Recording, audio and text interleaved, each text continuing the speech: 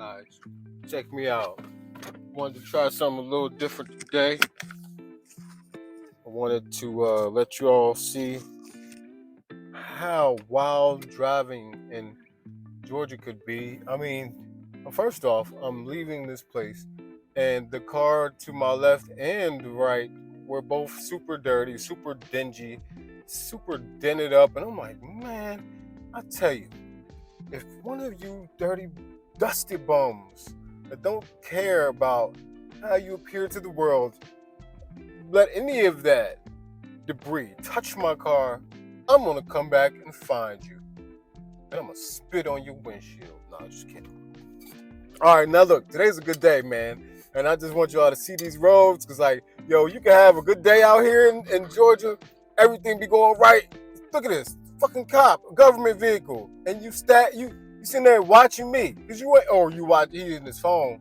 But nah, I'm almost sure. I mean, just from studying people and seeing how they study these roads, they're always looking back. They always minding someone else's business. They're always moving like maliciously and stagnatingly. It's almost like there's a constant regression. People are constantly worried about other drivers, other people, and they never come. This is why when you go past an accident scene, see, these are like the people that turn into pillars of salt, and there would be many if this were the day of Sodom and Gomorrah. But they'd all be pillars of salt, man, because they're never moving with like forward progress. Like they go past the accident scene and they just gotta see who was hurt. They can never just go head on about their business. Mind your business. Someone is hurt. That should affect you in a way where you don't want to see it. You shouldn't gravitate toward that drama. Why you want to see something bad so you can go tell somebody, ooh, this bad accident. Girl, you better watch these drivers. And whatever you think you about to go reporting, that you're not a news reporter. Anyway, now y'all get to see. It's 11 o'clock. I'm entering 75 north from Ridge Avenue, from University. This is about as centralized in the city that you can get, aside from coming here from Peachtree Street. And if you're not an advanced driver or a driver that has full function of his cognitive skills and abilities, meaning like if you're not sober, this ain't going to work well for you coming across these 6 lanes. As y'all can see, I just did it with ease. But yeah, man, I was after this diabetic equipment and I just paid $80 for it. I don't know if I'll be getting it again because I got some diabetic meds that at this pharmacy were free. And I was just like, dang, I really was after the meds. I wanted the machine, but I have diabetic testing equipment at home that should last me at least the next 30 to 60 days, depending on how frequently I test. But I got the Libra machine so that I could, let me tone it down a little bit. I'm pretty sure this mic works well. I got the Libra machine because I just wanted something to test me regularly. I wanted up-to-date knowledge of my sugar at all times. I don't want to have to stop and pull out my machine. And now, like when I'm working, it cuts into my break. When I'm at home, it cuts into my morning time of getting ready, and I do it fast. I test my sugar, and it'll take about almost 5 minutes. But I'm like, But anyway, I just got on this highway at a good hour. This is how you want it on 75.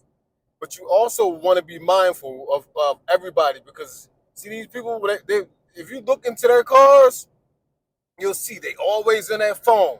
And even if you're using a hands-free, like me, I'm recording a video, right? But I'm like surveying the road. I'm trying to get people to see, like, yo, it's wild out here. Those people are encapsulated by their conversations so much that they're not the distraction of what they've got going on with what they're talking about. It reflects their driving. You can see it by how well, if at all, they maintain their lanes. You can see it by their fluctuation of lane changing, or you know what I mean. See, I was just about to get over it, but this girl, oh no, that's not her. This is a guy who was focused. You see, you got to look into these cars. You got to see what these people got going on. If you're about to get over and the person in the parallel lane is talking, chatting, or texting or whatever, don't do it. But if you look over and you see someone who is focused on the road like you are, you may want to take that chance because you know that they're here in this moment. They are working that peripheral. They're considering all of their spatiality. But I'm just like I'm trying to get it uh, where I can stop having these.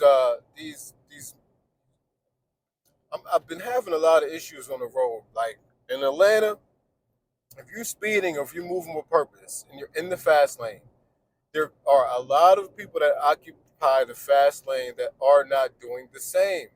And it seems as though they are intending to slow up traffic. The faster you approach them, the more they don't even decelerate. They hit the brakes, obviously, telling you with their brakes and with their actions that they wish not to see you move forward, that they'd much rather provoke an accident. Do you know what type of mindlessness that this displays and describes? Someone who was willing to risk their lives out of spite and out of malice to prove a point and there's no point to be had because they don't know you. We as drivers do not know one another well enough to try to entrap people that way.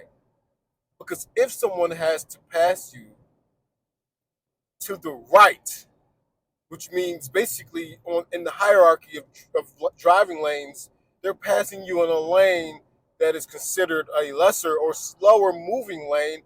It is making their passing process more dangerous.